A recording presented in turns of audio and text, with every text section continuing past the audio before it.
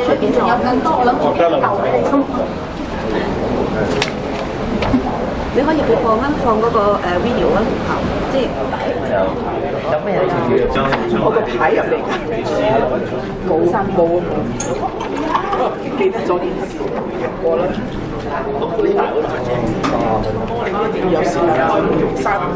First of all, thank you all for coming, and I would like to give this time first of all to Dennis. He will give us a lot of information about the performance.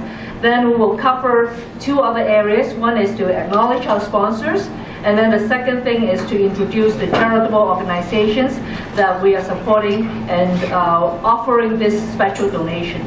At this time, I'd like to invite Dennis to come over and tell us all about Monkey King.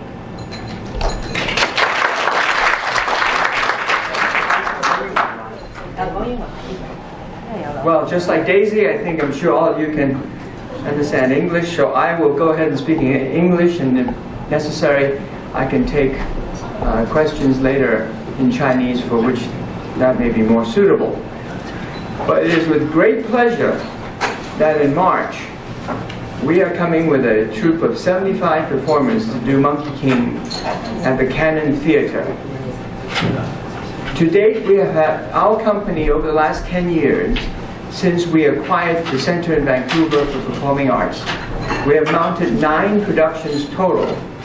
Out of that, probably 5 at least have been to Toronto over the years. My last time here doing a show was in 2006 in the fall, so actually time flies. It's been 4 years, but I am very glad to be back, bringing a show that I think my company is most proud of, for the reasons I will delineate in a few minutes.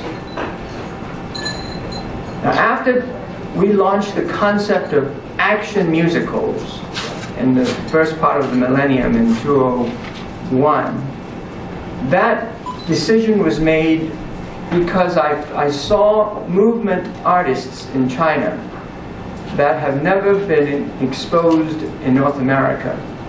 And I was yearning for a way to showcase unbelievably talented movement artists in a North American environment that works.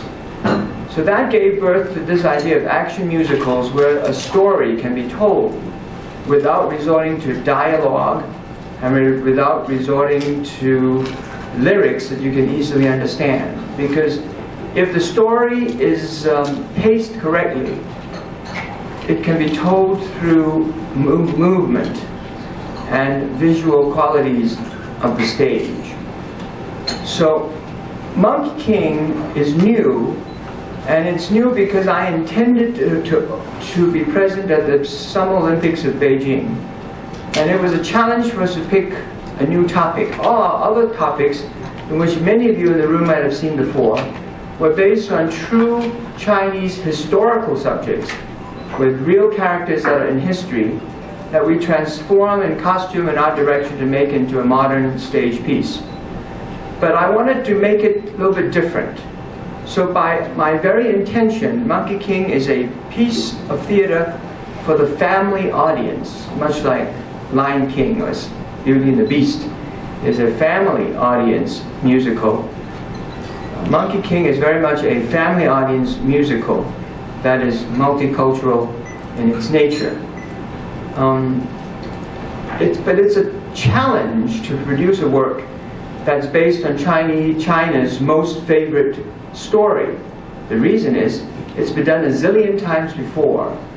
And I didn't want to present a show from my company at the time of the Beijing Olympics and make it look like just a variant of dozens of works that are already in the marketplace. So we chose a timeless design for a story that is nearly 700 years old. We chose rock music as a basis for its music infrastructure, because action musicals, as I have conceived it over the years, is highly suited for a rock-like tempo. It forces us to take the tempo even to a higher notch than we have ever before. And by doing so, I also needed to provide action like the company has never done before. We have pioneered more action on stage than any other company in the whole world. But with Monkey King, we have endeavored to provide the audience with a new sense of experience for going to the theater. Because what we've done with the action is combine dance, martial arts, and acrobatics in a way that now I truly refer to it as a new word, dance acrobatics, or some kind of acrobatic martial arts. I mean, you can't tell what it is. It's no longer dance, it's no longer martial arts, because I'm tired of kung fu shows. I myself get a little bored after 8 shows with just standard dance shows. So this kind of integration of action produces a feeling for the audience that is truly unique. And when you combine that with over 500 costumes, 20 scenic changes, and then I may not want to fully disclose our curtain call ending, because in the Vancouver premieres, in the few shows that we've run, our curtain call really is worth more than the price of the ticket, according to some people, because it really is something special. So remind your friends and who you deal with, don't walk out of the auditorium when the last scene is performed, because the curtain call is a very, very special ending to this rather wild piece of theater. One of the reasons I'm more optimistic than ever is that, you know, I've owned the Center in Vancouver for Performing Arts for about 10 years now, and very typical of Vancouver, the media is quite critical of large-scale, large-budget, capitalistic works. So we have traditionally, or overwhelmingly, had our works really panned and screamed at by media in Vancouver. We have much better experience everywhere else except my own home base. But in any case, quite to my shock and surprise, the first 3 major reviews were so shockingly good that I almost fell on the floor when I read them. But for those who may be interested, you can go to Google it at Monkey King Musical Vancouver, or some combination of those words, and see a lot of those reviews up there. It's quite interesting. The Georgia Straight, one of these very liberal magazines, have traditionally only liked these low-budget, minimalistic shows, but this kind gave us a raving review for the reasons that they write. It's quite amusing. So even the very shy Vancouver audience that only likes the standard big guns in the repertoire, we've had amazing response. I just received a letter before I came down from my room upstairs from a lady who is the wife of some major person in tourism Vancouver. She wrote me and said, oh my gosh, she just spoke to 31 friends after she was there at opening night, and told 31 friends that they must run, not walk, to buy tickets. So that has been a different response than I've ever experienced before. So with the Toronto audience, much more mature and well-versed in dealing with the theater, because this is really a top-notch theater town in North America. We're looking for a very good showing, and my cast, who's now coming to this in Vancouver, will be their 3rd time with this production. We expect to bring the very best, put up the very best performance in Toronto. What else?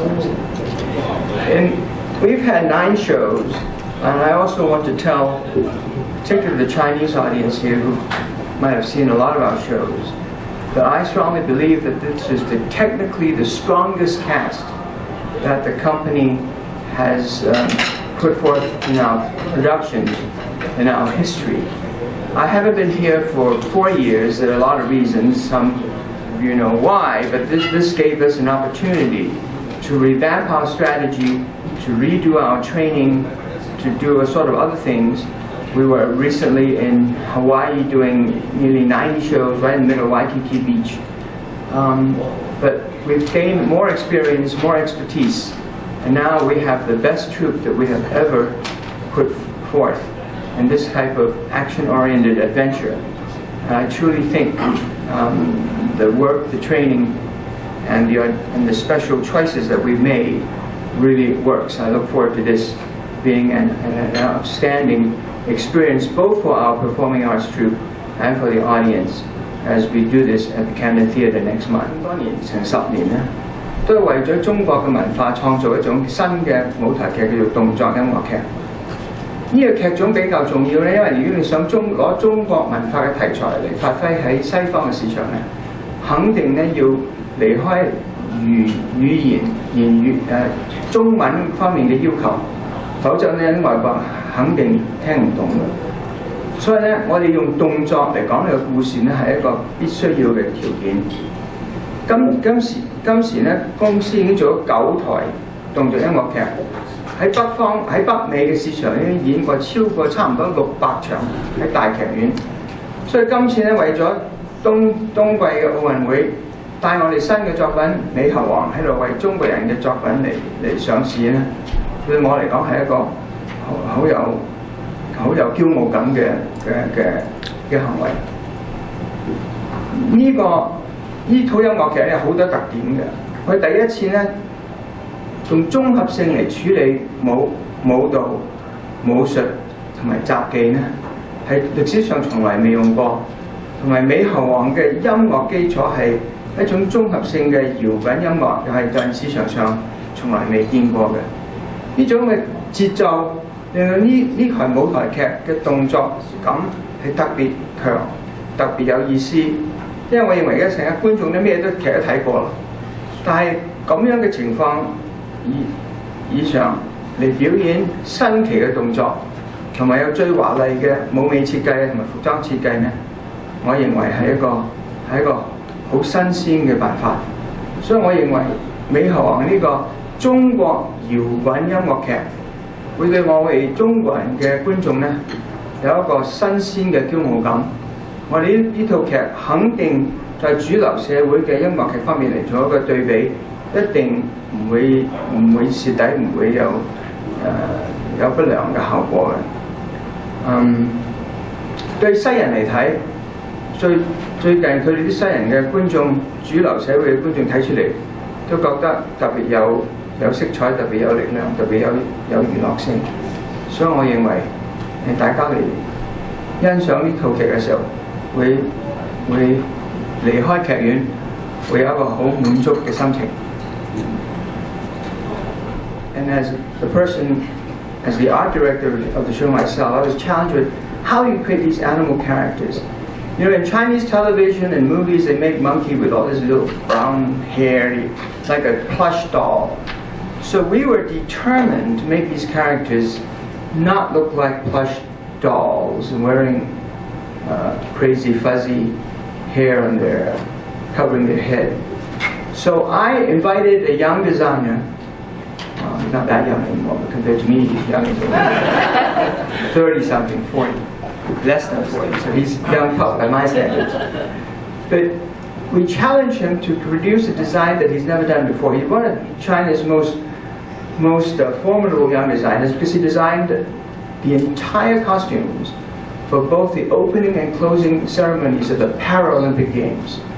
In the real non-Paralympic Games, there's so many designers mixed together, you couldn't tell who did what. But this gentleman, his name is Quan, is his nickname.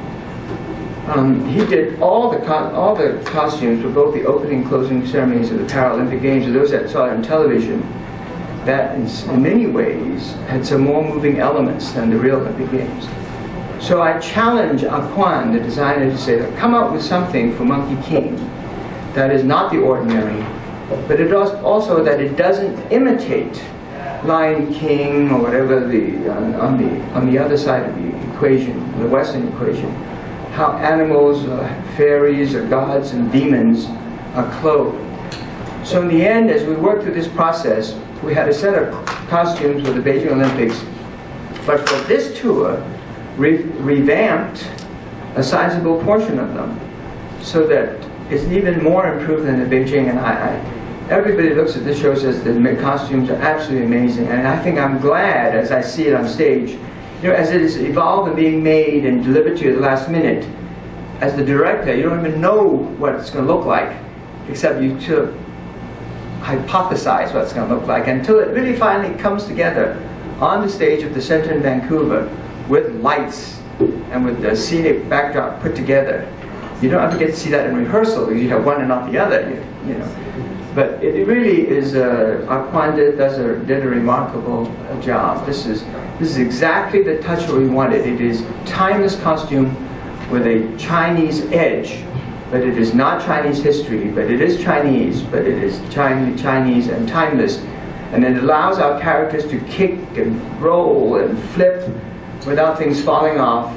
And it allows the visual to have flowing fabrics, moving and twirling with swords and weapons. It is quite remarkable. So I hope you all get to come to see it and share this experience with us in March. And that's what introduced to me by Dennis. So I would introduce it to you, all of you. He said he has over 70 artists in this whole performance, right? You have 20 sets designs. You have over 500 lavish costumes. So those are the great numbers that we should all remember. And the second thing that really strikes me is this show, like the performance, in the past we have a lot of people from the Chinese community coming out to support. But this time, as I market it, the mainstream community, they're really coming after it as well. Actually, this morning we have another press conference downtown in downtown Sheraton. We have Globe and Mail coming out. We have people, Toronto Live coming out. We also have people from the different TV media coming out. So it's very receptive by the mainstream market as well. And which is why that brings us into one of the reasons that this year not only will we benefit the charitable organization that is just from the Chinese community, we are introducing. So far, we have 3 of them responded, but I'm sure there are others that will also respond as well. So far, we have York Central Hospital, Markham Stouffville Hospital, as well as the York Region Art Council responded for this fundraising, for this donation offer. So we are happy to see how what Dennis is doing is not just for the Chinese market now. It's the whole theme is getting into the mainstream market, Dennis, which is a great thing. And one thing personally strikes me a lot, and it really struck the photographer, Dennis, this morning when from Globe and Mail. The photographer was really shocked to find out that a lot of the photographs that you see in that brochure are taken by Dennis himself. And when he shared with him what kind of equipment he was using to take those photographs, the mouth was really wide open when I see the photographer responding to you. So I hope you all will enjoy this performance as well. So now I would also, the second part of this press conference is we would like to acknowledge the sponsors that has been coming forward to support this performance. We have, first of all, we have Rita Sang from 2 East.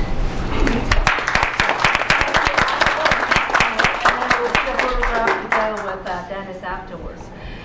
They are the official travel agency. She also has been coordinating for us for WestJet. They are the official airline. And we also have the Delta Chelsea. They are the official hotel for this performance. So we thank you for their support. And we also have 2 gold sponsors. We have Ming Pao, Alan. Thank you very much for your support. We have Ming Pao being a gold sponsor. We also have Fairchild TV, Tina Chow. Thank you very much, Tina, for supporting. And we know that Fairchild has been very supportive in Vancouver as well.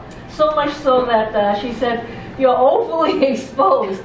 So we'll put some of our promotion more into the March time after you've done the ones for Vancouver.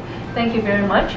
And we also have 4 other silver sponsors. We have Fairchild Radio.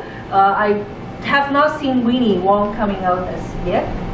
Yeah, and we have ETA representing actually 2 organizations, or you have ETA representing Today Daily, as well as CCB. Yes, thank you very much for Calvin for coming out as well. And we also have World Journal as our silver sponsor as well.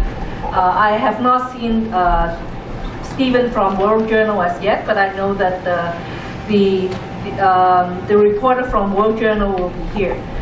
We also have New Star Weekly, New Star Times, Jessica. She is our bronze sponsor, as well as Global Press, Chinese Global Press, our bronze sponsor, as well as the one that is also on the camera. Do come on out as well, Joseph from Toronto TV.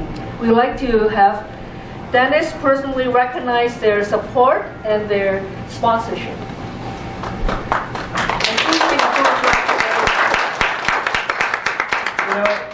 I've done these shows for the last 10 years, really as our foundation, the charitable foundation's contribution to art and culture.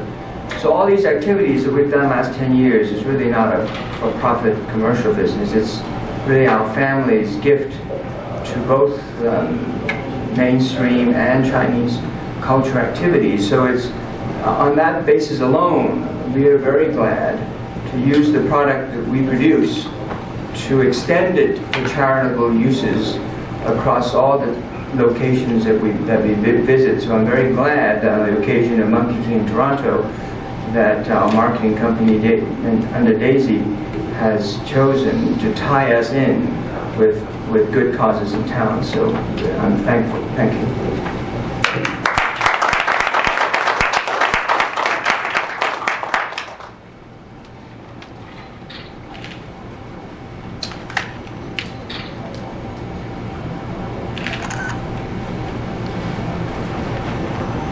Thank you very much, all sponsors. Because since the Beijing version, we've changed. TCCS.